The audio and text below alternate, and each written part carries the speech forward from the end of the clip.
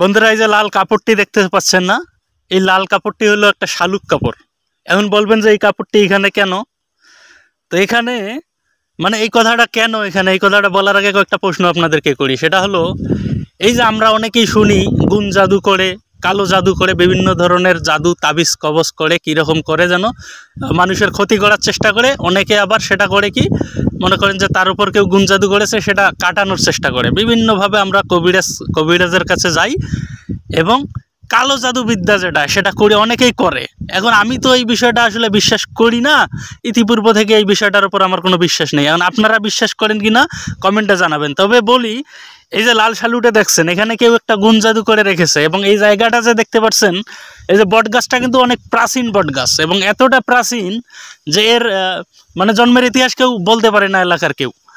আর এই যে জায়গাটা দেখছেন, জায়গাটা মনে করেন যে মোটামুটি লোকালয় একটু দূরে, এদিকেও দূরে, এদিকেও দূরে, ওদিকেও দূরে, ফাঁকা জায়গা একটা। এবং এখানে দেখবেন যে 3 রাস্তার মোড়, মানে যেখানে গুণ জাদু বা কালো জাদু করতে হয় সেখানে নাকি 3টা রাস্তার সংযোগস্থল লাগে এবং সেই অনুযায়ী চাহিদা অনুযায়ী এটা কিন্তু সুন্দর একটা 3 রাস্তার সংযোগস্থল, ত্রিপথী বা তেপথী। তো এই তেপথিতে সবসময় হয় কি, আমরা তো অনেক সময় রাতের বেলা আড্ডা দিতে আসি, এখানে সেখানে হাঁটতে বের হই। তো এই জায়গায় মাঝে মাঝে দেখতাম যে কে যেন মোমবাতি জ্বালিয়ে রেখে চলে গেছে। আর এই যে শালু কাপড়, এরকম শালু কাপড়ে কি যেন বেঁধে রেখে চলে যায়। রাতের বেলা আমরা দেখি চালুন বাতি রেখে যায়, আরও কি যেন রেখে যায়। মানে বিভিন্ন সময় আমরা বিভিন্ন দৃশ্য দেখি রাতের বেলা। তো আমরা সেগুলো তো স্পর্শ করি না, অনেকেই আবার ভয়ভীতি পায়, মানে ভয় করে যে কি না কি কার নামে জাদু করে রাখছে, এগুলো ধরলে স্পর্শ করলে কি জানি কি হবে। তো আমি আবার এগুলোকে কোনো ধরনের পরোয়া করি না, ভয় করি না, বিশ্বাসও করি না।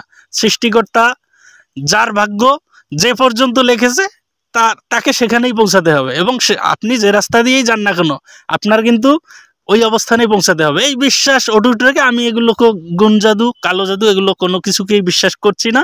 এই কারণে তো এখানে চিন্তা করলাম যে এই যে শালু কাপড়টা এখানে পড়ে আছে, সম্ভবত গত রাতে কেউ এখানে কোনো একটা গুণ জাদু করে গেছিল, যার কারণে অবশিষ্টাংশ, মানে মোমবাতি তো পড়ে যায়, অবশিষ্টাংশ এই যে শালু কাপড়টা এখানে পড়ে আছে।